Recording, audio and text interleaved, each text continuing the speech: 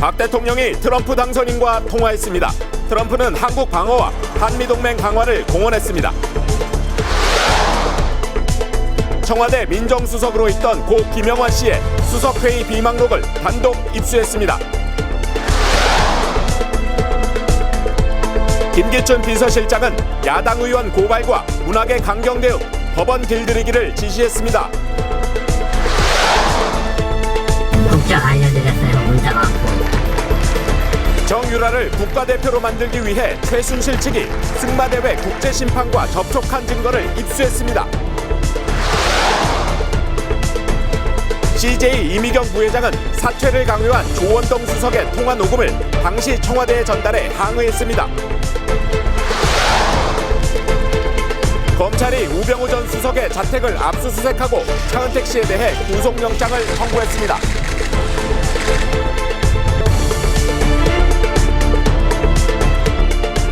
시청자 여러분 안녕하십니까? 사실을 보고 진실을 말하는 새로운 뉴스판 시작합니다. 안팎으로 엄중한 시기입니다. 세계 정세는 급변하고 우리 내부는 어느 때보다 시끄럽습니다. 무거운 마음입니다만 TV조선은 잠시 뒤 또 다른 박근혜 청와대의 어두운 면을 단독 보도합니다. 네, 충격적인 뉴스에 앞서 미국 대선 관련 소식부터 전해드립니다. 박근혜 대통령과 도널드 트럼프 미국 대통령 당선인이 오늘 오전 전화 통화를 했습니다. 네, 두 사람은 한미동맹의 굳건함을 강조했고 특히 트럼프는 선거운동 때와는 다른 모습을 보였습니다. 특유의 판타스틱이란 표현을 써가면서 한국인을 칭찬하기도 했습니다. 홍혜영 기자입니다. 박근혜 대통령은 도널드 트럼프 미 대통령 당선인과 10분 동안 전화 통화를 하며 한미 동맹이 직면한 가장 심각한 도전은 북한의 핵미사일 위협이라고 말했습니다. 트럼프 당선인은 한미 동맹에 대해서도 100% 동의한다고 했습니다. 미국은 한국과 100% 함께할 것이며 북한의 불안정성으로부터 방어를 위해 한국과 굳건하고 강력하게 협력할 것이라고. 트럼프 당선인은 한국인은 판타스틱 피플, 좋은 사람들로 한국 친구가 많다면서 한국과 100% 함께하겠다는 말을 여러 차례 했다고 청와대는 설명했습니다. 하지만 트럼프는 과거 한국은 미쳤다고 말했습니다. South Korea, crazy is right? Who said that? Stand up. Stand up. He said it's crazy. It's true. 한국이 방위비 분담금을 올리지 않으면 미군을 철수할 수 있다는 말도 했습니다. 한미 FTA는 재앙이라고 했습니다. 갑작스러운 태도 변화는 후보가 아닌 당선인이 됐기 때문으로 분석됩니다.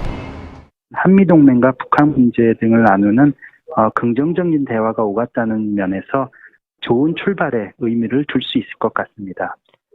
박 대통령은 트럼프 당선인에게 가까운 시일 내에 한국을 방문하길 바란다고 했고 청와대는 트럼프 당선인이 취임하면 곧바로 한미 정상회담을 추진할 거라고 했습니다. TV조선 홍혜영입니다.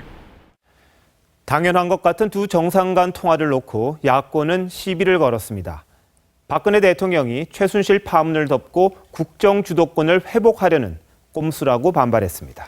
네, 문재인 안철수 전 대표는 박 대통령이 주변국의 신뢰를 잃었고 트럼프도 대통령으로 인정하지 않고 있다고 말했습니다. 만약 박 대통령이 트럼프와 통화를 못했다면 야권은 가만히 있었을까요? 참 궁금해집니다. 강상구 기자입니다. 더불어민주당은 박근혜 대통령이 도널드 트럼프 미국 대통령 당선인과 통화하자 강하게 반발합니다. 트럼프 변수를 마치 박근혜 대통령이 무슨 국정의 중심에 다시 복귀하는 그런 명분으로 삼는다면 국민은 더 분노할 것 같습니다. 박 대통령의 자격까지 거론합니다. 문재인 전 대표는 주변국들의 박 대통령에 대한 신뢰가 바닥이라며 긴밀한 한미 협의가 어렵다고 말했습니다. 또 국익이 직결된 사안은 차기 정부에서 검토해야 한다고도 했습니다. 국민의당 안철수 전 대표도 가세합니다. 이미 트럼프 당선자는 박근혜 대통령을 인정하지 않고 있습니다. 민주당 지도부도 마찬가지입니다. 트럼프 당선자가 대선 선거운동을 통해서 박근혜 대통령을 조롱하며 선거에 이용했던 것을 저희는 잘 기억하고 있습니다. 하지만 우상호 원내대표는 박 대통령이 2선 후퇴하더라도 외치는 용인에 줄 수 있다는 취지로 말했습니다. 야권이 박 대통령의 외치 권한을 문제 삼으면서 사실상 정권을 잡은 듯한 태도를 보인다는 지적이 나옵니다. TV조선 강상구입니다. 청와대와 여권은 야권이 박근혜 대통령의 정상 외교를 문제 삼자 정면 대응에 나섰습니다. 야권 일각에서 근거 없는 보도를 예로 들며 박 대통령을 비난하는 데 대해서 강한 유감을 표명했고 군 통수권도 내려놓으라는 문재인 전 대표에 대해서는 반헌법적 발상이라고 비판했습니다. 대통령의 불가피한 정상 외교까지 논란거리가 되는 현실이 대한민국의 현주소입니다. 엄성섭 기자가 보도합니다. 박근혜 대통령은 오늘 누르술탄 나자르바예프 카자흐스탄 대통령과 정상회담을 열었고 트럼프 당선자와 통화도 했습니다. 하지만 야당이 정상 외교를 문제 삼자 공식 대응에 나섰습니다. 정연국 청와대 대변인은 트럼프 당선자가 박 대통령을 조롱했다는 건 오보인데 이를 바탕으로 야권 인사들이 박 대통령을 비판한 것은 이런 엄중한 시기에 매우 유감이라고 했습니다. 윤호중 의원이 언급한 조롱 발언은 한 네티즌이 재미로 제작한 사진을 한 방송사가 검증 없이 보도한 것입니다. 윤 의원도 오보임을 알고 발언 직후 유감을 표시했습니다. 외교 당국자는 트럼프 당선으로 인한 안보 경제 비상 상황에서 대통령이 손 놓고 있으라는 말이냐며 대외 관계에서까지 야당이 대통령을 공격하는 것은 지나치다고 했습니다. 새누리당 이정현 대표는 군 통수권까지 내놓으라고 한 문재인 전 대표를 비판했습니다. 헌정을 중단시키겠다. 국정을 완전히 중단을 시키겠다는 의지를 갖고 하시는 건지 참으로 무책임한 일입니다. 당리당략에 올인하는 모습은 어느 국민도 용납되지 않을 일입니다. 국민의당 소속인 박주선 국회 부의장도 문 전 대표의 언급은 국민이 만들어준 권력을 통째로 탈취하려는 자세라고 비판했습니다. TV조선 엄성섭입니다. 세계가 다들 걱정하는데 북한만 유독 트럼프의 당선을 반깁니다. 네, 트럼프가 김정은과의 대화를 언급한 적이 있었기 때문입니다. 자, 하지만 트럼프가 예전에 김정은을 제거하라 같은 이런 강경 발언을 서슴지 않았던 것을 북한은 모르는 걸까요? 윤동빈 기자입니다.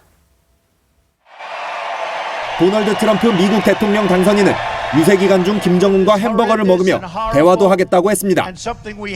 If he came here, I'd accept him. We should be eating a hamburger on a conference table. 북한은 강경하게 대북 압박 기조를 이어온 힐러리 클린턴 대신 트럼프 후보가 당선되자 반겼습니다. 북한 노동신문은 조선 핵포기는 흘러간 옛 시대의 망상이라며 오바마 행정부의 실패를 따라가지 말라고 썼습니다. 하지만 북한이 김칫국을 마시기에는 이릅니다. 트럼프 당선인은 북한을 미치광이라고 표현하기도 했고 We have 28,000 people on the border, separating South Korea from this maniac in North Korea. 김정은 제거를 암시하기도 했습니다.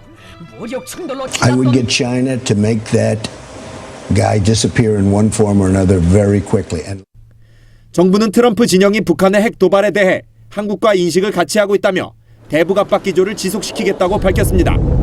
TV조선 윤동빈입니다.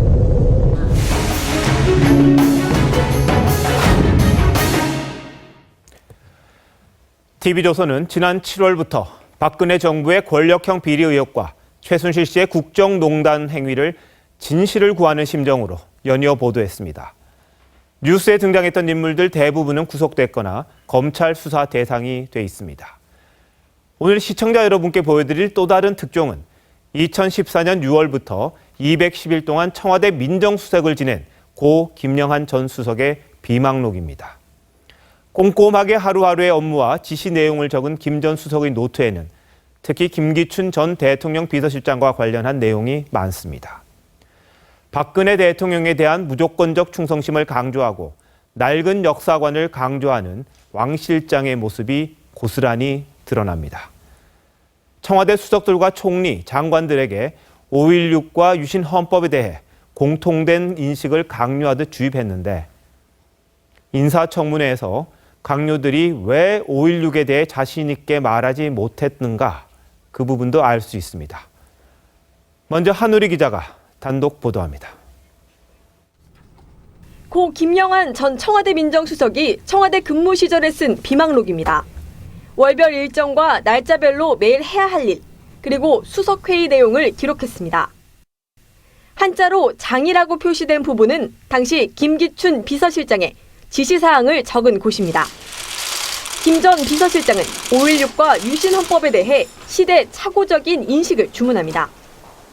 5.16에 대한 평가는 공통된 인식이 있어야 한다며 애국심을 가진 군인의 구국의 일념이었다고 표현합니다. 당시 우리나라가 북한보다 가난했고 안보 위기 상황이었다는 이유도 됩니다.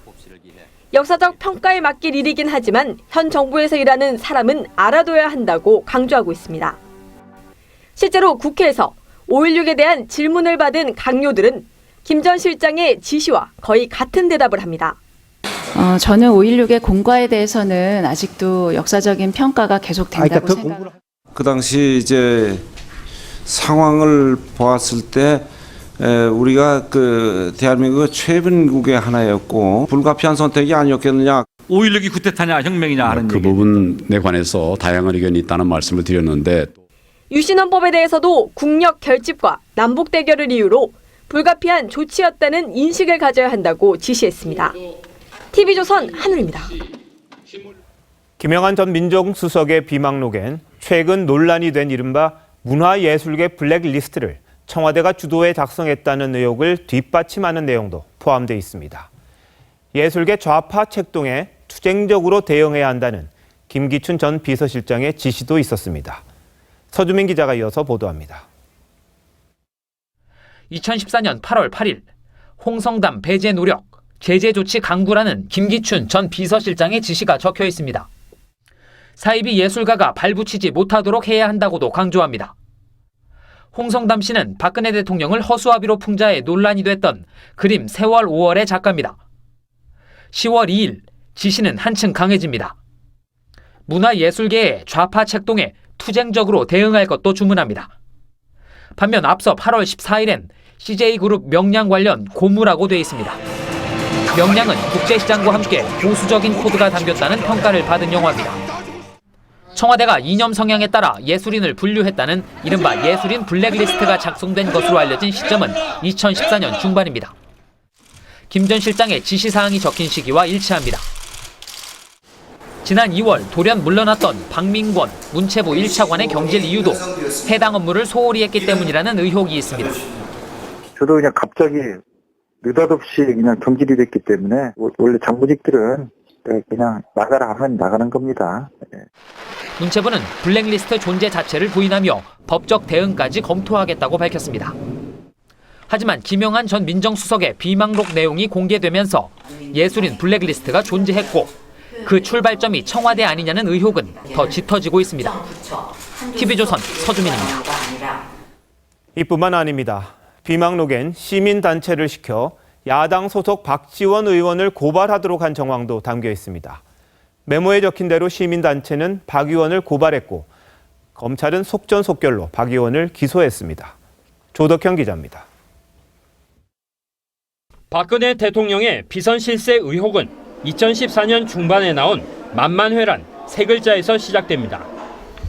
이재만 대통령 총무비서관과 박 대통령의 동생 박지만 씨 그리고 정윤회 씨로 구성된 만만회가 비선 조직으로 활동하며 청와대 인사 등에 개입한다는 내용입니다. 이를 만만회로 회자되도록 만든 이가 바로 박지원 의원입니다. 박 의원의 발언이 나온 지 열흘 뒤인 2014년 7월 5일 비서실장을 뜻하는 장자 아래엔 박지원 항소심 공소유지 대책 수립이라 적히고 박사모 등 시민단체 통해 고발이라고 기록됩니다. 이후 7월 17일 메모엔 만만회 고발이라 기록됐고 나흘 만에 새마을 포럼 등 시민단체는 실제 박 의원을 명예훼손 혐의로 검찰에 고발합니다. 새마을 포럼은 지난 2012년 대선 당시 박사모 등과 함께 박근혜 후보를 지원한 대표적인 박근혜 대통령 지지단체입니다. 이후 검찰의 움직임도 청와대와 약속이 나은 듯 빨랐습니다. 고발장 접수 한 달여 만인 2014년 8월 29일 박 의원을 기소합니다. 21세기 대한민국에서 권력이 개입해가지고 한 정치인을 죽이려고 했다고 하는 것은 참으로 놀랄 수밖에 없습니다. 현재 박 의원의 만만의 발언 관련 재판은 1심이 진행 중입니다. TV조선 조혁현입니다. 비망록에선 청와대가 법원과 변호사회 등에 개입하려는 정황도 드러납니다.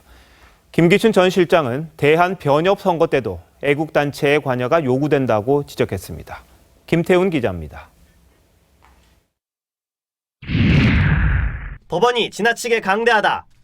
비망록의 중요 표시와 함께 쓰여진 말입니다. 견제 수단이 생길 때마다 길을 들이도록 이라는 말이 뒤따릅니다. 구체적인 수단도 제시합니다. 법원의 수건사업 중 하나인 상고법원으로 협상을 하는 등 모든 방법을 동원할 것을 주문합니다. 검찰 입장이 갑일시에만이라는 단서까지 붙었습니다. 김기춘 전 비서실장은 판사의 성향에 트집 잡히지 않도록 치밀하게 준비하라고 하고 국가적 행사 때 법원도 국가안보에 책임 있다는 멘트가 필요하다고도 지시합니다. 변호사협회들도 주시 대상이었습니다. 김 전 실장의 지시사항 중엔 대한변호사협회 회장 선거에서 애국단체의 관여가 요구된다는 내용도 포함되어 있습니다. 하지만 김 전 비서실장은 TV조선이 입수한 비망록 내용 전반에 대해 부인합니다. 그런 말 한 일 없습니다. 그런 사실 없으니까 기자님이 알아서 판단하세요. 청와대가 야권 정치인과 문화계 그리고 법조계까지 광범위하게 통제하려던 정황들로 보입니다. TV조선 김태훈입니다. TV조선이 김영한 전 수석의 비망록을 어떻게 입수했고 왜 공개해야 하는지 지금부터 알아봅니다. 또 오늘 공개한 김기춘 전 실장의 발언과 지시사항이 왜 문제가 되는지 물어보겠습니다.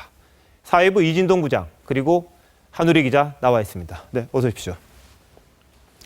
자, 이 부장 먼저 이 비망록에 담긴 김 전 실장은 당시 어떤 위치에 있었습니까? 저희가 앞서 보도했지만 왕 실장이라는 호칭 그대로였습니다. 네. 비망록에는 김기춘 비서실장 주재로 열리는 비서관 회의 때 지시사항들이 빼곡하게 들어 있었는데요. 네네. 한자 장으로 된 부분이 바로 김 전 실장의 지시사항이고 그리고 영어로 표시된 부분이 대통령 지시사항입니다. 그럼 비서실장, 대통령 이런 거죠? 그렇죠. 네. 대통령 수석비서관 회의 때 대통령 지시사항이나 당부사항은 그런데 상대적으로 그렇게 많지는 않았습니다. 네네. 그런데 비망록을 보면 김 전 실장의 지시는 마치 선생님의 훈시 이걸 받아 적어 놓은 듯한 느낌이었습니다. 네. 비망록만으로도 당시 회의 분위기를 충분히 가늠해 볼 수 있었습니다. 그런데 보면 비망록에는 수석들의 역할을 하나하나 지적해줬다. 이런 대목도 있는 것 같은데. 네, 그렇습니다. 수석들의 업무 자세부터 네. 이래야 할 부분을 짚고 하나하나 지시를 했는데요. VIP, 즉 대통령이죠. 네네. 대통령이 해외 순방을 나갔을 때 더 긴장하라는 지시를 하기도 하고 네. 아랫사람의 어떤 그 대통령에 대한 충성심을 확인하라는 그런 이야기도 나옵니다. 그 박근혜 정부의 내심 적대적인 인물은 그 인사조치하라는 주문도 있었는데요. 그런데 그 속마음까지도 이렇게 들여다보는 것 같아서 섬뜩한 느낌도 굉장히 상세하게 들었습니다. 적은 모양이군요. 네, 그렇습니다. 이 때문에 그 문체부나 교육부의 국가장급 공무원들이 갑자기 자천되는 일도 있었는데 네네. 바로 이것 때문이 아닌가 하는 생각도 듭니다. 자, 그렇단 말이죠. 이걸 기록한 김영한 전 수석이 누군지는 우리 한우리 기자가 한번 설명을 해 주시죠. 네, 김영한 전 수석은 공안 검사 출신입니다. 네. 검사장까지 지낸 다음에 2014년 6월에 청와대 대통령 비서실 민정수석에 발탁됐습니다. 네. 하지만 이때 11월 정윤회 게이트가 터지면서 사표를 내고 청와대를 나왔습니다. 법조계에서는 굉장히 대쪽같이 강직한 인물로 알려져 있습니다. 민정수석 부임 첫날에는 모든 것을 바쳐서 박 대통령에게 헌신하겠다는 그런 다짐을 써놓기도 했습니다. 하지만 여러분은 항명 파동으로 많이 기억을 하실 겁니다. 국회에서 정윤회 게이트에 대한 해명 요구가 빗발치자 당시 김기춘 비서실장이 김 수석에게 국회 운영위원회에 나가라 이렇게 지시를 했습니다. 이러자 김 전 실장은 민정수석이 국회에서 정부 기밀을 말하는 건 나쁜 선례를 남긴다 이렇게 말을 하고 사표를 냈습니다. 그런데 당시 김 전 수석 아래에 있던 민정비서관이 바로 우병우 전 민정수석입니다. 당시 김기춘 실장이 정윤회 게이트에 대해서 이 수석을 배제한 채 비서관과 논의를 했다는 말이 돌아서 문제가 되기도 했습니다. 공교롭게도 김 전 수석이 사퇴한 뒤에 우병우 민정비서관이 바로 수석이 됐습니다. 네, 그래서 뭐 김기춘 실장과 우병우 비서관 사이에 뭐 직거래가 있었다는 이야기가 좀 있었던 것 같은데 지금 문제가 되는 부분들이 다 민정 쪽입니다. 근데 민정수석이라는 분은 도대체 어떤 역할을 하시는 분입니까? 민정수석은 대통령 비서실장 밑에 있는 여러 수석 가운데 민정, 그러니까 여론이나 민심을 잇는 부분, 네. 그리고 공직기강, 법무, 민원을 담당하는 수석입니다. 그런데 대통령 친인척 관리까지 하고 또 검찰 수사 사항을 모두 보고받기 때문에 수석 중에서도 가장 강력한 힘을 가졌다고 보입니다. 네. 공직자 임명 때 법적인 문제나 재산 같은 관리 부분도 민정수석이 보고하고 검증하기 때문에 인사권까지 쥐고 있다, 이렇게까지도 볼 수 있습니다. 근데 그 부분이 지금 좀 잘못된 거 아닙니까? 네, 그렇습니다. 이런 부분 때문에 이제 우 전 수석이 검찰 조사를 받게 되기까지 했는데요. 일단 비망록을 보면은 김 전 실장은 민정수석에게 이런 민정수석에 관한 이상의 것을 요구하는 듯한 느낌입니다. 네. 앞서 보도드린 대로 5.16에 대한 역사관을 주입한다거나 또 문화계와 법조계를 통제하는 부분까지도 지시를 내렸습니다. 이런 부분에서 좀 갈등이 있었던 게 아닌가 추정이 됩니다. 자, 많은 분들이 좀 궁금해하실 것 같습니다. 자, 이진동 부장. 네. 입수 경위 좀 밝혀주시죠. 그러니까 저희들이 지난 7월부터 미르재단하고 K스포츠재단을 둘러싼 권력형 비리 의혹과 최순실 씨 국정농단 의혹을 쭉 보도해 왔는데요. 네. 취재팀은 김 전 수석을 만나려고 무진 애를 썼습니다. 근데 김 전 수석이 재임 당시가 정윤회 게이트 사건을 가장 잘 아는 위치에 네. 있었기 때문인데요. 김영한 수석 같은 경우 제일 잘 아는 위치에 있었고요. 그런데 지난 8월 갑작스러운 별세 소식이 들려옵니다. 그래서 저희 취재 기자들이 몇 차례 김 전 수석의 어머니를 접촉하게 되는데요. 네. 김 전 수석 어머니께서는 아들에 대해서 아들의 그 죽음을 상당히 애통해하시고 네. 안타까워하셨습니다. 그 이유는 김 전 실장이 김 전 실장을 대신해서 전 자리를 못 나갔는데 김 수석이 이제 그 자리에서 그것 때문에 그 스트레스를 받아서 화병에 걸렸다 이런 그런 기죠? 셈이죠. 네. 네. 알겠습니다. 네, 오늘 보도하는 것은 일부입니다. 김기춘 전 실장이 우리 사회에 어디까지 개입했는지, 그리고 앞으로 어떤 식의 그 행동을 했는지, 그런 부분들은 저희들이 또 묻고 물어서 진실을 반드시 밝혀드리겠습니다. 자, 이진동 부장, 한우리 네. 기자, 앞으로도 진실을 좀 밝혀주시기 바랍니다. 고생하셨습니다.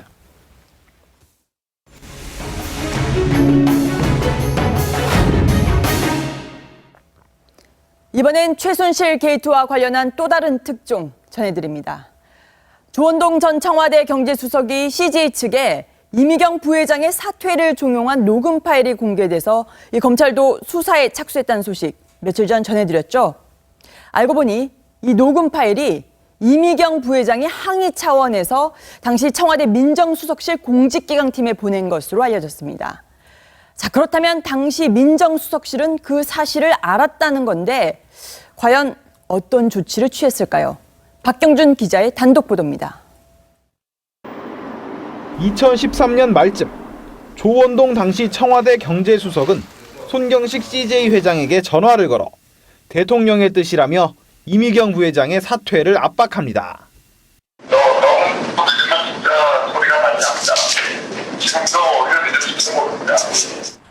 이 부회장은 횡령 등의 혐의로 구속된 동생 이재현 회장을 대신해 CJ그룹 경영 전면에 나선 상태였습니다. CJ 측 전 임원에 따르면 당시 통화는 이미경 부회장 방에서 스피커폰으로 이루어졌고 대화는 녹음됐습니다. 이후 이 부회장은 항의 차원에서 녹음 파일을 청와대 민정수석실 공직기강 비서관팀에 건넨 것으로 전해졌습니다. 당시 조응천 공직기강 비서관은 조 전 수석의 CJ 압박 행위를 확인했지만 조치는 결국 흐지부지 된 것으로 알려졌습니다. 당시 민정수석실 관계자는 비슷한 일이 있었던 걸로 안다고 말했습니다. 이후 이 부회장의 녹음 파일 제공 사실을 알게 된 조 전 수석의 CJ에 대한 압박 강도는 더 세졌다고 합니다. 이 부회장은 지병 치료를 이유로 2014년 9월 미국으로 떠난 뒤 아직까지 경영 일선에 복귀하지 않고 있습니다. 조홍천 더불어민주당 의원과 이 부회장에게 문자를 남겼지만 연락은 닿지 않았습니다. TV조선 박경준입니다. 네, 이번엔 검찰 수사 진행 상황 알아보겠습니다. 검찰이 오늘 우병우 전 민정수석 자택을 압수수색했습니다. 이 개인적인 비위 의혹뿐 아니라 최순실 사태 관련 직무유기를 수사하기 위한 차원인데, 자, 늦어도 한참 늦은 것 같죠? 자, 검찰청 나가 있는 현장 기자 연결해서 더 깊이 알아보겠습니다. 장영욱 기자, 자, 검찰이 압수수색에서 뭔가 찾아냈나요? 네, 검찰은 오늘 오후 서울 강남구 압구정동에 있는 우병우 전 민정수석의 자택에 검사 2명 등 총 8명을 보내 3시간 20분 동안 압수수색을 진행했습니다. 검찰은 우 전 수석과 부인의 휴대전화도 확보했습니다. 우 전 수석은 민정수석 재직 당시 최순실, 차은택 씨의 국정농단과 이권 개입을 눈감았거나 도왔다는 의혹을 받아왔습니다. 오늘 압수수색은 최순실 국정농단의 또 다른 축인 차은택 씨가 태도를 바꿔 우병우 전 수석을 만난 경위를 진술했기 때문으로 알려졌습니다. 또 우 전 수석은 롯데가 지난 5월 K스포츠재단에 70억 원을 추가 출연했다가 검찰 압수수색 직전 돌려받는 과정에서 수사 정보를 흘린 것 아니냐는 의심도 받고 있습니다. 우 전 수석은 지난 6일 가족회사 자금 유용 등의 혐의로 소환됐지만 황제 조사 논란이 일자 검찰은 떠밀리듯 다시 수사에 나섰습니다. 네, 지금 미르와 K스포츠재단 모금에 이 대가성이 있었나 보기 위해서 이 대통령과 따로 만난 대기업 총수들도 모두 조사한다고 하던데, 자, 이에 앞서서 내일은 권오준 포스코 회장이 소환이 되죠? 네, 검찰은 내일 권오준 포스코 회장을 소환해 차은택 씨와 안종범 전 수석 등이 포스코의 광고 계열사인 포레카를 빼앗으려 했던 과정을 밝힐 예정입니다. 검찰은 또 미르 K스포츠재단 출연금을 강제로 냈는지를 규명하기 위해 이재용 삼성전자 부회장과 정몽구 현대차 회장, 구본무 LG 회장 등 지난해 7월 박 대통령과 독대한 것으로 알려진 대기업 총수 7명을 전부 조사할 방침입니다. 검찰은 금호아시아나 서모 사장과 부영 김모 사장, 포스코 최모 부사장, LS 안모 전무 등도 오늘 소환 조사했습니다. 또 김종 전 문체부 차관에 대한 소환도 임박했습니다. 서울중앙지검에서 TV조선 장용욱입니다. 창조문화 사업을 주물렀던 문학의 황태자, 자, 차은택 씨의 모습입니다. 공항 입국 당시와 너무 다른 모습에 대역 논란까지 일었는데요. 검찰은 가발을 벗은 상태로 차은택이 맞다고 해명했습니다. 자, 최순실 씨에 이어서 또다시 불거진 대역 논란. 자, 아직도 국민들은 검찰을 못 믿겠다는 거겠죠. 주원진 기자입니다. 차은택 씨가 받는 혐의는 포스코 계열 광고회사 포레카 지분을 협박을 통해 뺏으려 한 것입니다.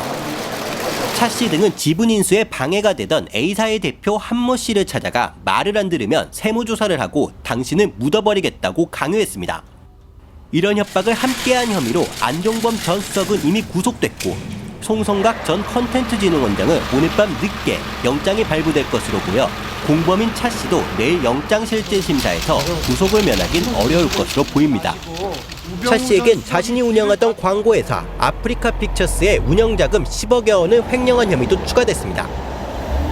한편 최순실 대역설에 이어 차은택 대역설도 오늘 퍼졌습니다. 검찰은 수영복을 입으면 장신구로 분류되는 가발을 벗어야 한다고 밝혔습니다. 차 씨는 이런 규정에 따라 평소 쓰던 모자와 가발을 착용하지 않았는데 검찰 수사에 대한 불신 때문에 대역설이 더 번졌습니다. TV조선 주원진입니다.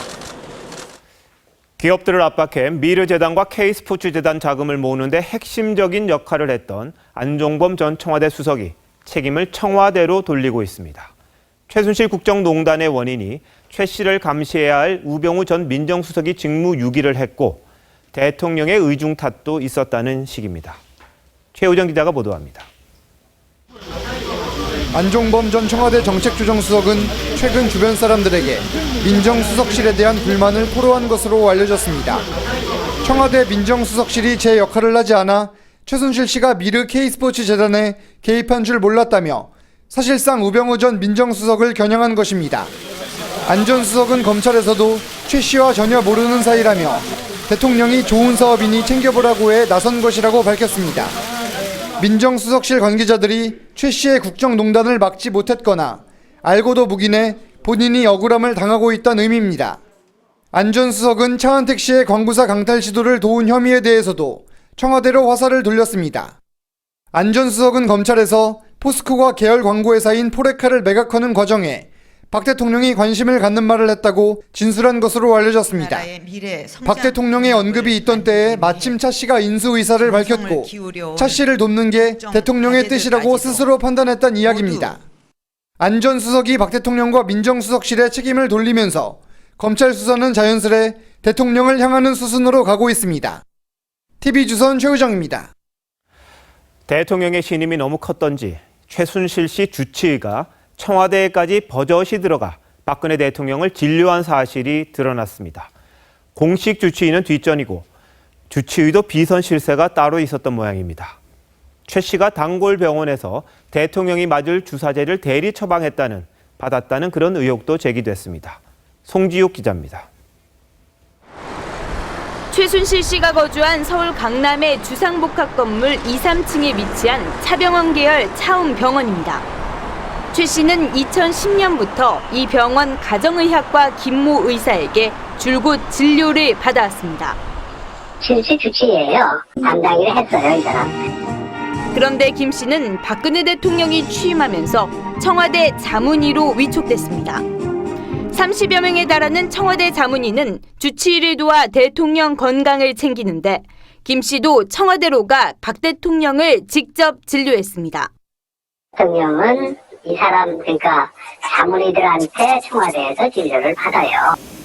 이런 가운데 최 씨가 박 대통령을 대신해 약물과 주사제를 대리 처방받아 청와대로 들여갔다는 의혹이 제기됐습니다.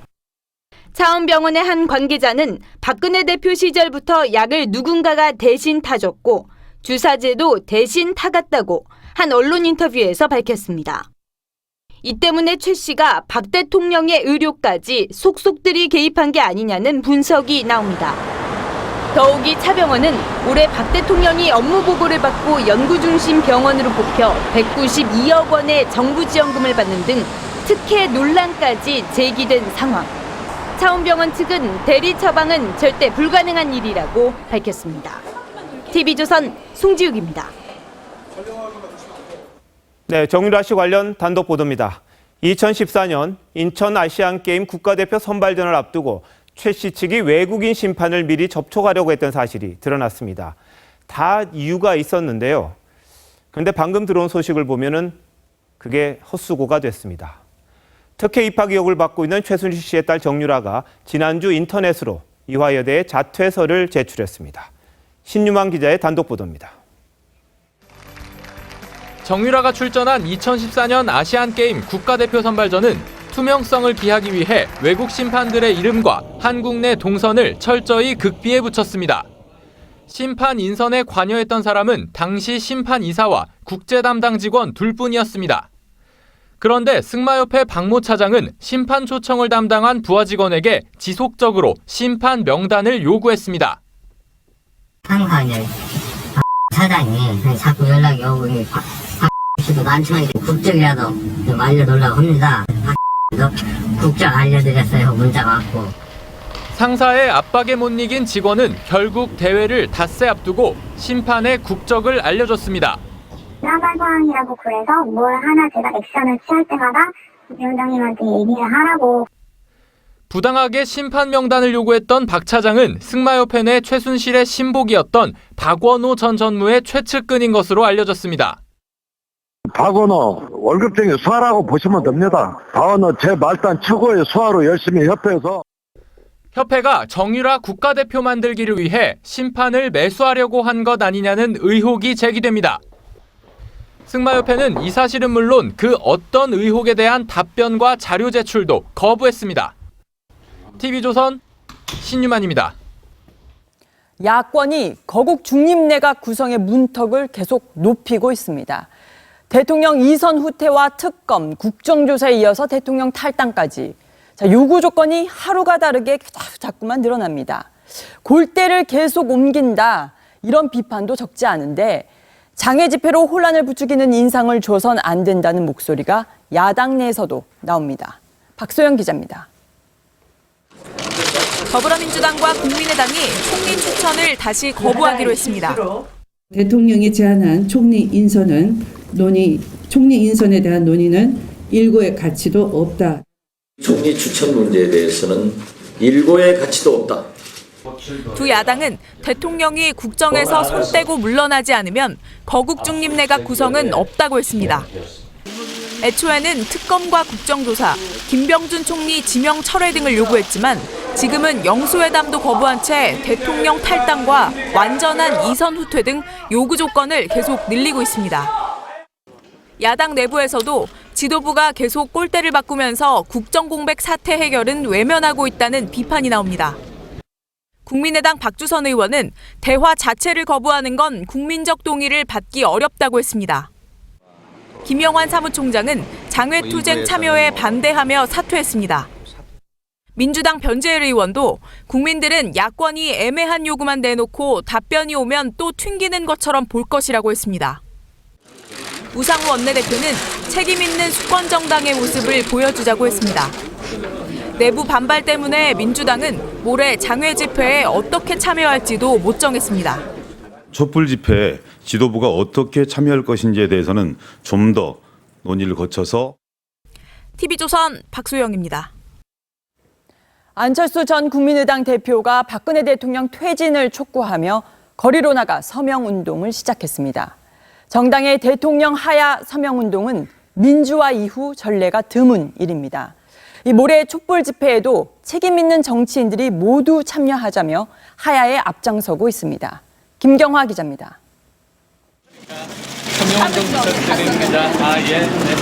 박근혜 대통령의 퇴진을 주장해온 안철수 전 국민의당 대표가 마침내 거리로 나섰습니다.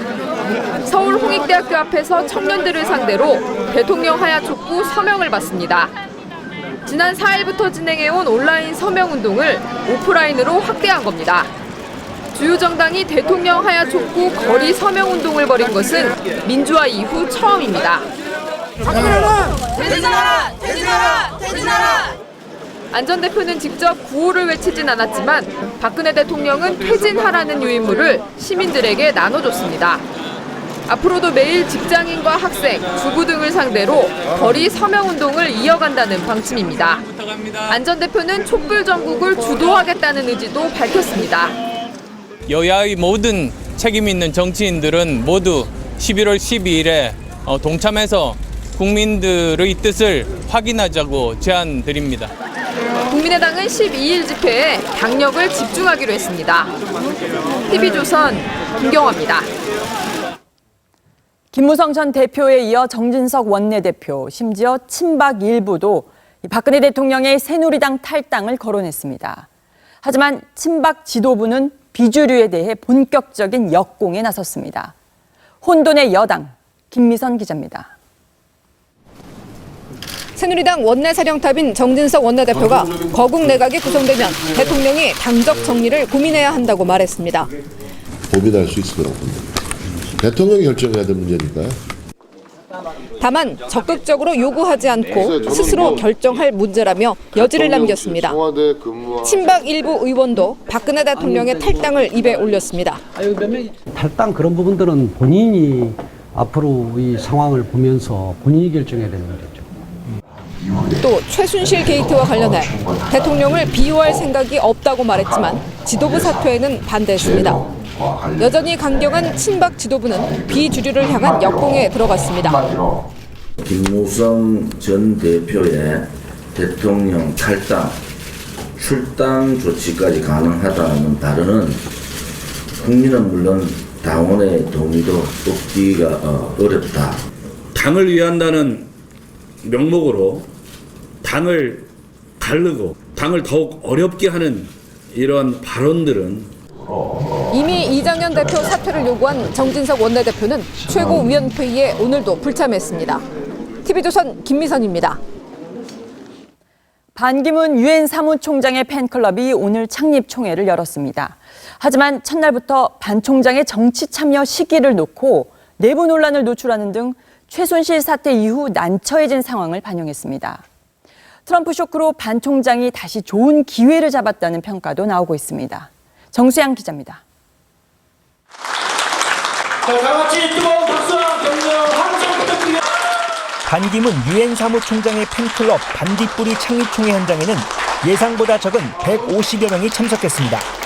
반기문 총장과 함께 어둠의 정치를 몰아내고 반 총장 귀국 이후 적극 지지에 앞장서겠다고 다짐했습니다. 하지만 반 총장의 메시지를 전달하면서 진위 공방이 벌어졌습니다. 제3지대니 친박 꽃가마니 여러 얘기가 나오는데 그런 것들은 1월 중순에 본인이 귀국해서 반 총장은 친박 꽃가마도 제3지대도 정치 참여도 직접 언급하지 않은 것으로 전해집니다. 줄곧 차기 대선 주자 1위를 기록하던 반 총장은 최순실 사태 여파로 최근 2위로 내려앉았습니다. 하지만 트럼프의 당선이 새로운 기회가 될 수 있습니다. 한반도 주변 환경이 경랑에 휘말려 차기 대통령의 외교 역량이 더 중요해진 탓입니다. 오랜 미국 체류도 장점입니다. 여권 고위 관계자는 반기문 총장이 한국인 중 트럼프 당선자와 물리적으로 가장 가까운 사람이라고 평가했습니다. TV조선 정수양입니다.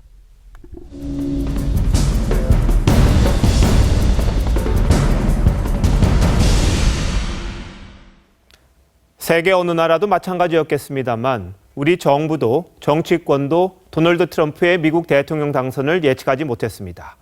그래도 만에 하나를 생각해서 대비를 했어야 하는데 이제서야 트럼프 측에 줄을 댄다고 난립니다.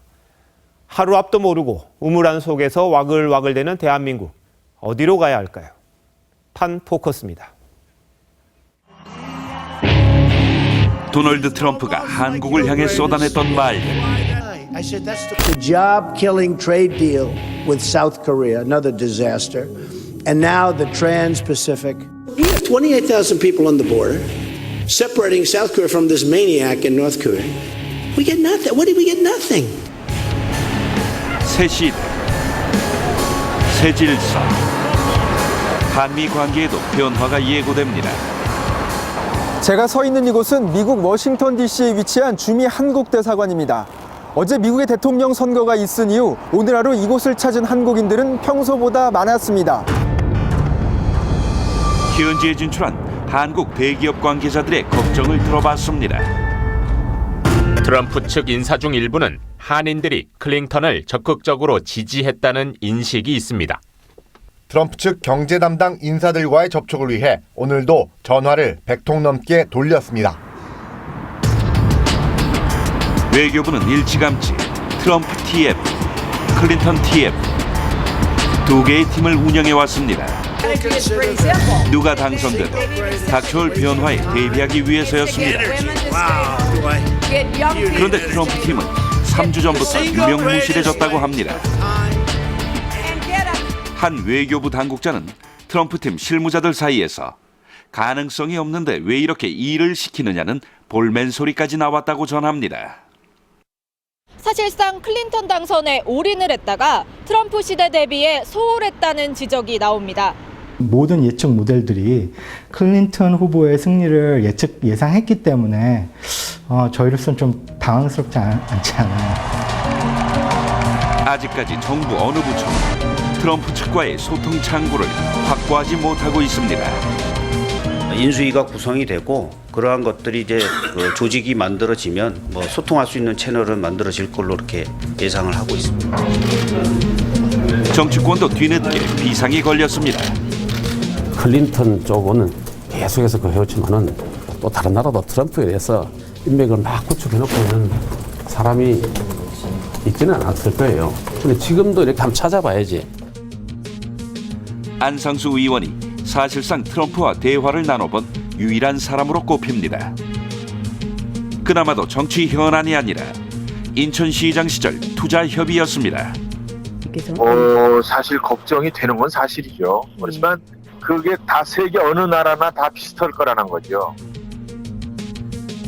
20대 국회가 개원한 지 5달이 넘었는데 아직까지 한미 의원 외교 채널조차 가동되지 않고 있습니다. 트럼프의 당선에 넋놓고 있던 정치권의 민낯을 고스란히 드러내고 있습니다. 다들 실력이가 될 줄 알았어서 정당은 아직 그런 준비가 안 돼 있는 거예요.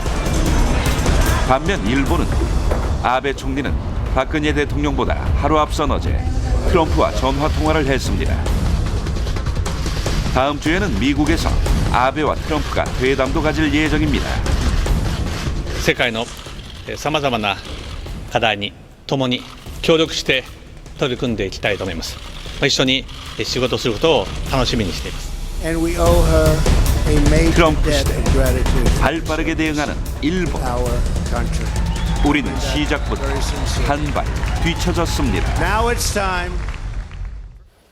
선거 과정에서 우려가 컸었는데 이 설마가 현실이 됐습니다. 트럼프 당선을 온전히 받아들이지 못하는 일부 미국인들이 격렬한 시위를 벌이고 있습니다. 특히 민주당 텃밭으로 우리 교포들이 많이 사는 캘리포니아주에선 미 연방에서 탈퇴하자는 주장까지 나옵니다. 이태영 기자입니다. 뉴욕 트럼프 타워 앞에 모인 수천 명의 시위대. 트럼프 얼굴에 KKK와 히틀러의 얼굴을 합성한 팻말을 들고 백인 우월주의 반대, 트럼프 반대를 외칩니다. 트럼프의 당선을 반대하는 시위는 워싱턴 DC와 LA, 오클랜드와 시카고 등 미국 전국 주요 도시에서 밤새 이어졌습니다. 여성과 소수자들의 분노는 더욱 거셉니다. Of political refugees from Cuba, and I'm very grateful to this country for having accepted us. And I'm terrified. 민주당 하성이 캘리포니아주에선 고등학생까지 참여한 수천 명의 시위대가 밤새 거리에서 트럼프 반대를 외쳤습니다. 미국에서 인구가 가장 많은 주, 한 국가로 간주하면 GDP 규모가 세계 6위에 달하는 주 캘리포니아에서는 아예 이참에 연방에서 탈퇴하자는 탈렉시트, 칼리포니아 캠페인이 확산되고 있습니다. 첫 여성 대통령의 꿈을 막판에 놓친 힐러리 클린턴의 승복 연설. I know we have still not shattered that highest and hardest glass ceiling, but someday someone will. 아쉬움이 깃든 그녀의 승복 연설은 관례와 달리 당선인 수락 연설보다 늦게 나왔습니다. 미국 국민들의 승복은 이 연설보다도 더 늦어지면서 미국 사회는 유례없는 대선 후유증에 시달리고 있습니다. TV조선 이태영입니다. 트럼프 당선으로 그의 세 번째 부인인 멜라니아가 새롭게 조명받고 있습니다. 동유럽 출신으로 누드 모델까지 했던 그녀는 세계 최강국의 퍼스트 레디에 오르는 신데렐라 스토리를 완성했습니다. 김지아 기자입니다. 180cm의 늘씬한 키에 빼어난 미모. 모델 출신의 멜라니아는 대선 기간 초반엔 조용한 내조를 택했습니다. 하지만 지난 3월 클린턴 진영이 예전 자신의 누드 사진까지 공개하며 거센 공격에 나서자 선거 전 전면에 뛰어듭니다. Donald is a wonderful husband, father, and grandfather. He's strong, he's determined, bold, and decisive. 공화당 전당대회 때 미셸 오바마의 연설문을 베껴 읽는 이른바 표절 연설로 구설수에 오르기도 했지만 트럼프가 성추행과 음담패설로 궁지에 몰렸을 때는 용서를 구하며 남편을 적극적으로 방어했습니다. He cares about people, he cares about women. He's not the man that we heard him on the tape. 1970년 슬로베니아에서 태어나 16살부터 뉴욕에서 모델 활동을 시작한 멜라니아는 2005년 24살 연상인 도널드 트럼프와 사랑에 빠져 그의 세 번째 부인이 됐습니다. 그리고 미국 역사상 동구권 이민자로는 처음으로 외국 태생으로는 두 번째로 퍼스트 레이디가 됐습니다. 그녀의 고국인 슬로베니아의 국민들은 트럼프가 당선되자 환호와 함께 성조기를 내걸었고 관광 특수에 대한 기대감도 감추지 않고 있습니다. 멜라니아는 이번 선거전에서 미모와 지성을 겸비한 비밀 병기로 큰 공을 세운 장녀 이방카와 함께 세계에서 가장 주목받는 모녀가 됐습니다. TV조선 김자입니다. 이번 대선에서 이례적인 일 가운데 하나가 트럼프를 지지하는 언론사가 거의 없었다는 점입니다. 그래서인지 트럼프 당선을 전하는 대부분의 미국 일간지 일면은 충격을 넘어 공포까지 담았습니다.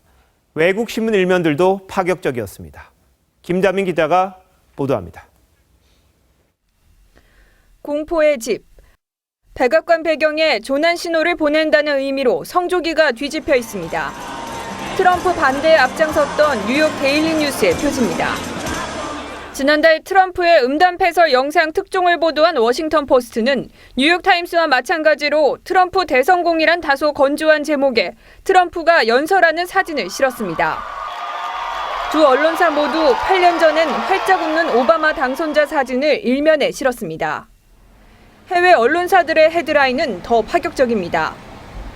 트럼프로부터 성범죄자와 불법 이민자를 보내는 나라로 지목됐던 멕시코의 언론은 아예 욕설 제목을 달았습니다. 호주 데일리 텔레그래프는 심한 욕설을 연상시키는 철자를 큰 활자로 교묘하게 일면에 배치했습니다.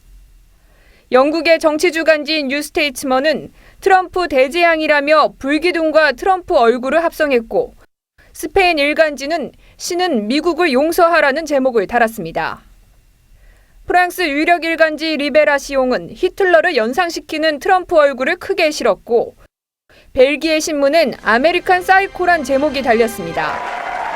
레바논의 유력 일간지는 트럼프 없이 빈 연단만을 일면에 게재해 트럼프 당선에 대한 충격을 고스란히 드러냈습니다.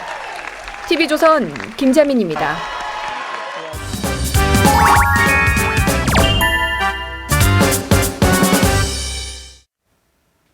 진짜 정보를 주는 남자 진정남 정은섭 기자와 함께하는 시간입니다. 자, 정 기자, 오늘은 웬일로 또 운동복을 입고 나왔어요? 네, 제가 잠시 뒤에 좋은 운동 팁 하나를 알려드리기 위해서 운동복을 입고 나왔고요. 오늘의 주제는 VCR 보시고 말씀드리겠습니다. 운동 좀 해볼까.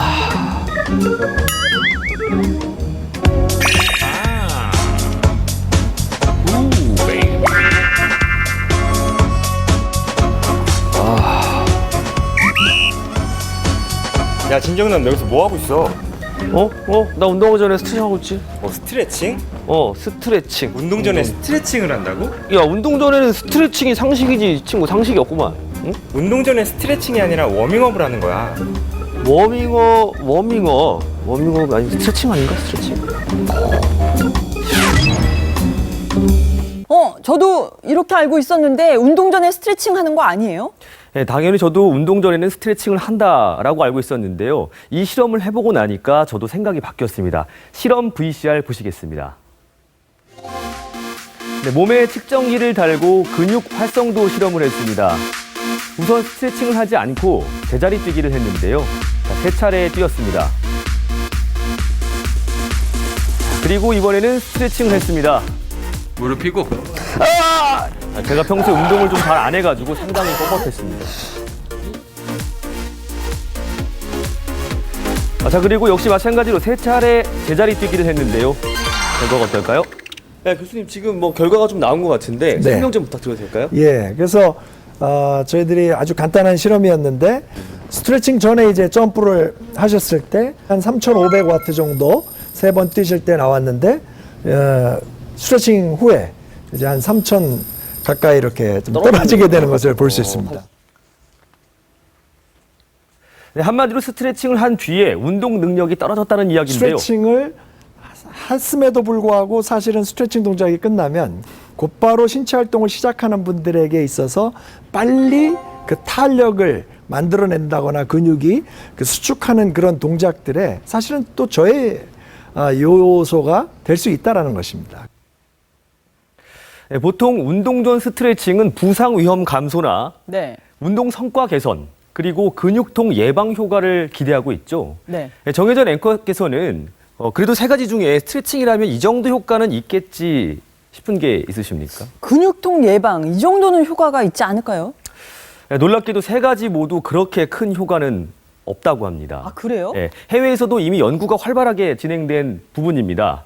호주 뇌과학연구소의 연구 결과인데요. 12주 동안 스트레칭을 시킨 그룹하고 그리고 스트레칭을 시키지 않은 그룹하고 운동 성과도 비슷하고 부상 발생도 비슷했습니다. 거기다가 근육통 발생 정도까지도 별 차이가 없었다는 연구 결과가 있습니다. 이 연구소의 교수가 언론과 인터뷰를 한 내용이 재미있습니다. 스트레칭을 하고 싶으면 하고 하기 싫으면 하지 마라 라고 말을 했거든요. 이거 일부의 주장 아닐까요? 그래서 저희도 그런 의심을 품고 실제 운동선수들을 찾아가 봤습니다. 한 대학을 찾아 유도 선수들을 만나봤는데요. 선수들이 운동을 시작하기 위해 몸을 풀고 있습니다. 저도 한번 참가해봤습니다. 역시나 정적인 스트레칭을 하지 않고 여러 동작으로 몸을 풀었는데요. 이유를 물었습니다. 준비 운동을 좀 해봤는데 스트레칭, 정적인 스트레칭을 안 하시는 이유가 있어요? 이제 저희 같은 경우에는 바로 스트레칭을 하기보다는 이제 10분가량 정도 이제 천천히 조깅을 떠줘서 몸에 열을 충분히 올려준 다음에 유도에 필요한 여기 부분적인 체중 운동으로 근육 같은 부분을 풀어주고 이제 열을 내면서 저희 부상 방지를 위해서 그런 쪽으로 체중 운동하고 있습니다. 물론 무용이나 태권도처럼 유연함이 필요한 종목에선 스트레칭을 합니다. 하지만 일반인들이 많이 하는 달리기나 또 근력 운동이 주종목인 선수들은 모두 부상 방지 차원에서 가볍게 몸을 푸는 웜업을 하고 있습니다. 아니 근데 저는 좀 헷갈려요. 웜업하고 스트레칭의 차이가 뭔가요? 제가 그걸 보여드리기 위해서 이제 오늘 운동복을 입고 나왔고요. 자, 그러면 제가 직접 시범을 통해서 보여드리도록 하겠습니다.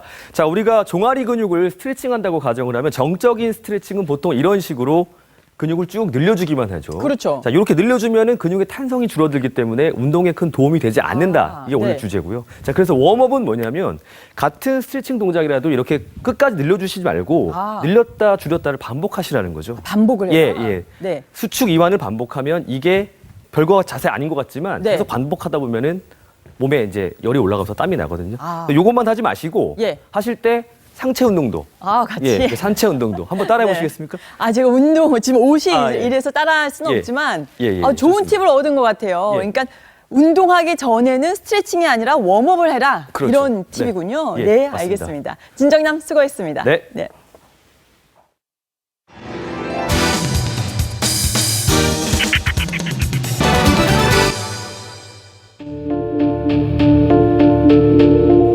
구급차가 도착하자 구급대원들이 서둘러 아이를 넘겨봤습니다. 아이의 팔, 다리, 온몸이 축 처져 있습니다. 한낮 기온이 35도까지 올라 폭염주의보가 내려졌던 지난 7월. 4살 최모군은 오전 9시부터 무려 8시간 가까이 뜨겁게 달궈진 광주의 한 어린이집 버스 안에 갇혀 있었습니다. 오전에 건강한 모습으로 어린이집에 갔던 아이가 저녁에 혼수 상태로 돌아온다. 상상만 해도 끔찍한데요. 지금 이 아이 상태는 어떨까요?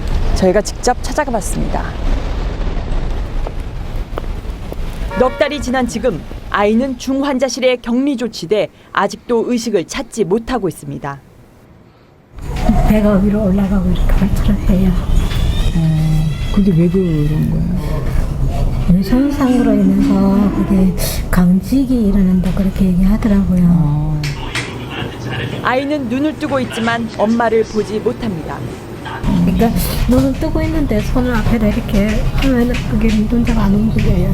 대화를 할 때 되면은 이렇게 아파가지고 인상이 찌그러지고 이렇게 해요. 근데 소리가 안 나와요.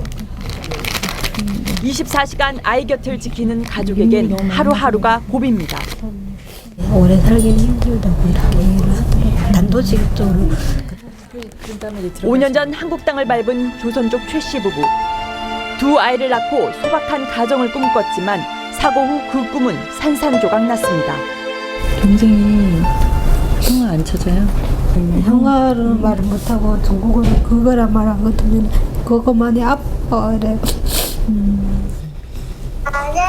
건강했던 아이 사진을 보기도 이젠 버겁습니다. 안녕하십니까. 나는 유치원에 다니요. 검찰은 유치원 인솔교사와 버스 기사에게 업무상 과실죄로 최고형인 금고 5년을 구형했습니다. 하지만 오늘 법원은 각각 금고 8개월과 6개월을 선고했습니다. 엄마 아빠에겐 전혀 받아들일 수 없는 형량입니다. 그럼 무책임하게 그렇게 버리는 게 거기서 제일 많이 열받고 있어요. 4살 배기하면 뭐를 알겠어요 그거. 상상하면 할수록 진짜 미쳐버려 미쳐. 당장 병원비가 급해 받은 합의금마저 석 달 만에 치료비로 다 써버린 상태입니다. 유치원에 이렇게 그 선생님들 믿고 보내는 거잖아요. 그렇기 때문에 그 믿음을 좀 깨버리지 말았으면 좋겠어요. 앵커 출동입니다.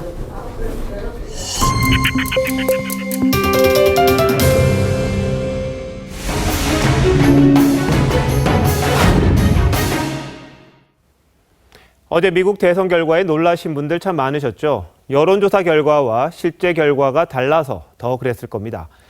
그런데 빅데이터는 트럼프의 승리를 이미 알고 있었다고 합니다. 정말일까요? 자, 지난주부터 빅데이터로 세상을 읽어주는 서울대 빅데이터 연구원 장슬기 연구원에게 직접 물어보겠습니다. 자, 장 연구원, 빅데이터는 정말 예측을 하고 있었어요? 네, 알고 있었습니다. 저희 데이터 저널리즘 랩에서 미국 전국 단위로 진행된 여론조사 3,318건을 시간의 흐름에 따라 분석해봤습니다. 함께 보실 텐데요. 이렇게 많은 여론조사를 함께 분석하게 되면 각 여론조사 회사나 여론조사 자체가 가지고 있는 편향이 상쇄되기 때문에 실제 지지율에 가장 근접한 추정값을 알려준다고 알려져 있습니다. 3,300개가 넘는 여론조사에서 클린턴 후보와 트럼프 후보 간의 지지율 차이의 추정값과 신뢰 구간을 베이지안 기법을 통해서 분석해봤습니다. 그리고 이 추세선으로 나타내봤는데요. FBI의 이메일 수사 재개 이후 두 후보자 간의 지지율 차이가 2.2%포인트 정도로 줄어든 것을 확인하실 수 있습니다. 그리고 선거 전날이었던 11월 7일에는 그 차이가 2.1%포인트로 더 떨어졌습니다. 실제로 힐러리가 지금 이 추세선에서도 보시다시피 힐러리가 계속 우세인 것을 보실 수 있는데요. 실제로도 일반 유권자 득표율에서는 힐러리가 약 1.2%포인트 정도 앞서는 것으로 잠정 집계되고 있습니다. 네, 뭐 전체 유권자 득표율로 보면 힐러리가 그 트럼프를 앞선 게 맞는데, 네네. 그런데 이게 미국 선거제도가 좀 독특하지 않습니까? 그렇습니다. 승자 독식계, 각 주별 결과가 중요한데 그것도 빅데이터가 미리 알고 있었나요? 네, 지금 보시는 화면이 대선 예측으로 유명한 네이트 실버가 선거 직전에 예측한 결과입니다. 보시면 플로리다나 펜실베니아 그리고 뉴햄프셔 같은 대표적인 경합주들이 모두 파란색, 즉 민주당 표로 집계된 것을 보실 수 있습니다. 하지만 네이트 실버가 놓친 부분이 바로 숨은 표인데요. 저희 데이터 저널리즘 랩에서는 이 부분을 고려해 최근 3달 동안 주 단위의 여론조사 1000여 건을 가지고 선거 인수와 당선 가능도를 예측해봤습니다. 네, 여론조사 결과를 믿고 그대로 사용을 하면 힐러리가 308명의 선거인단을 얻어서 대승을 거두게 됩니다. 이때 당시에 트럼프의 당선 가능도는 4.6%에 그칩니다. 하지만 특정 후보자 지지 성향을 감추는 브래들리 효과라는 것이 있습니다. 이 부분을 고려해서 경합주 13개에서 만약에 트럼프 지지자들이 1%포인트 정도 숨었다라고 가정을 했을 때 트럼프의 가능성은 26%로 급상승하게 됩니다. 조금 더 올려보겠습니다. 그래프에서 1%에서 2%로 조정이 넘어가면서 승자가 바뀌는 것을 확인하실 수 있습니다. 트럼프 지지자가 경합주 여론조사에서 데이터를 보면 약 1.7%포인트 정도 숨어 있었다고 가정을 한다면 이 트럼프가 매직 넘버인 270명 선거인단을 확보할 수 있는 것이고 그리고 2%포인트가 숨어 있다고 생각을 한다면 당선 가능도가 66%로 급상승하게 됩니다. 근데 사실 이번 뿐만이 아니라 브렉시트 때도 그랬고 또 우리나라의 경우에 지난 4월에 총선 때도 그랬고 이 여론조사랑 실제 결과랑은 좀 차이가 많이 났어요. 왜 그런 건가요? 네, 그렇습니다. 먼저 실제 결과부터 보시겠습니다. 아까 경합주로 설명드린 곳 가운데 파랗게 표시됐던 지역이 다 이제 붉게 물든 것을 확인하실 수 있는데요. 이렇게 여론조사가 선거 결과를 잘못 예측한 것이 이번이 처음은 아닙니다. 지난 4.13 총선 당시에 실시된 약 650개의 여론조사 결과를 저희 데이터 저널리즘 랩이 분석했을 때요.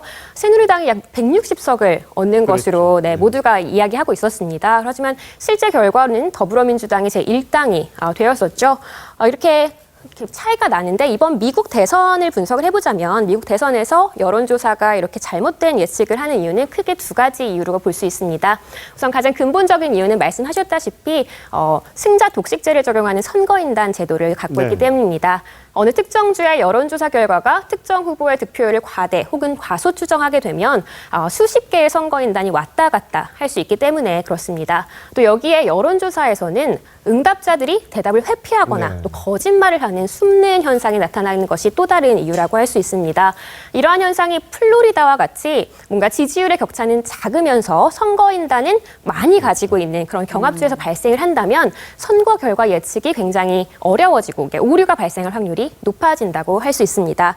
특히 이번 대선에서는 트럼프 지지자들이 본인의 지지 성향을 숨겼던 것으로 나타났는데요. 이를 파악하지 못한 것이 선거 결과를 예측하는 게 어려웠던 이유 중에 하나라고 볼 수 있습니다. 네, 우리 선거도 보면 늘 숨어있는 표를 찾아라 그러는데 선거 여론조사에서 그걸 좀 잘 찾아냈으면 좋겠습니다. 네, 잘 들었습니다. 감사합니다.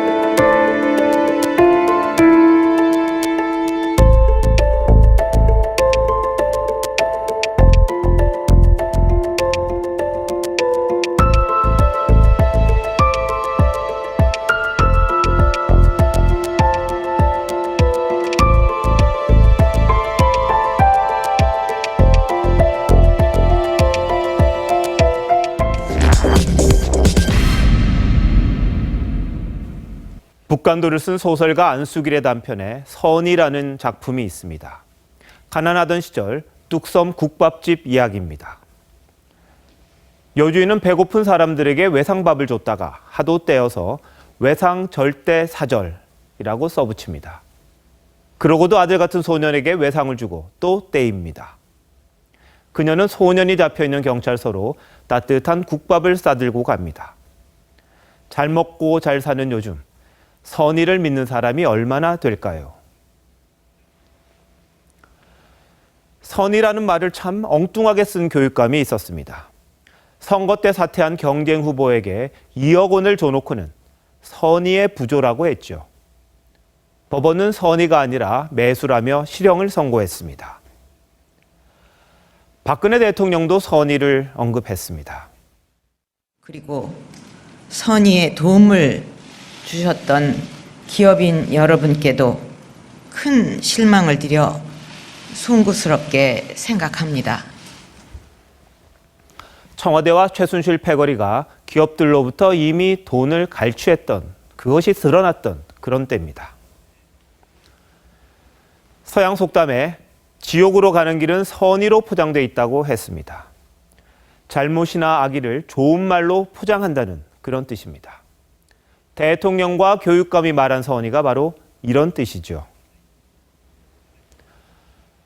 작년에 경총회장은 정부가 재단을 만들더니 대기업 발목을 비틀어 수백억 원을 내라 한다고 했습니다. 하긴 청와대 수석이 VIP 눈밖에 난 대기업 부회장을 자르라고 협박했던 정권입니다. 조금 전 뉴스파는 그 부회장이 협박 전화 녹음 파일을 공직기강 비서관에게 항의조로 보낸 사실을 단독 보도했습니다. 조사는 했지만 흐지부지 됐고 결국 부회장은 물러났습니다. 최순실 패거리에 밑보였다가 평창 동계올림픽 조직위원장이 사퇴한 일도 있었습니다. 대면 보고를 싫어한다는 대통령이 기업인들을 불러 일일이 독대까지 했습니다. 어느 기업인이 버티겠습니까? 경제학자 밀턴 프리먼은 공짜 점심은 없다고 했습니다. 대가 없이 뭔가를 주고받으려는 사람은 바보 아니면 사기꾼이란 얘기죠. 기업들이 바보일 리가 없습니다. 해결하고 싶은 현안이 있었고 실제 해결된 경우도 많았습니다.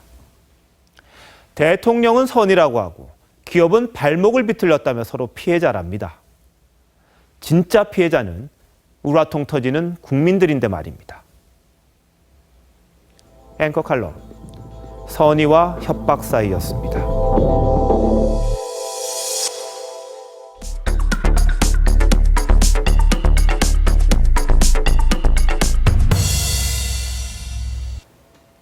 뉴스판 기상정보입니다. 수능일이 일주일 앞으로 다가왔죠. 올해는 수능 한파도 비 예보도 없을 것으로 예상됩니다.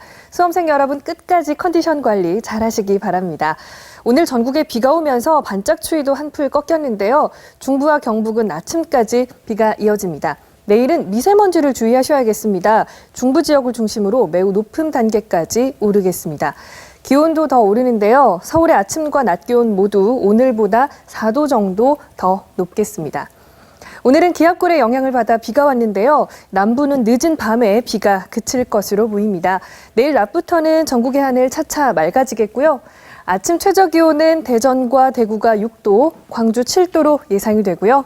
낮 최고 기온은 전국이 15도 안팎으로 오늘보다 높겠습니다. 이번 주말 날씨는 토요일은 대체로 맑겠고요. 일요일은 곳곳에 비가 오겠습니다. 또 보시는 것처럼 당분간 큰 추위는 없을 것으로 예상됩니다. 날씨였습니다. 뉴스판 오늘은 여기까지입니다. 내일도 사실을 보고 진실을 찾는 뉴스를 계속하겠습니다. 내일도 고 김영한 전 수석의 비명록종은 이어집니다. 내일 저녁 7시 50분에 다시 찾아뵙겠습니다.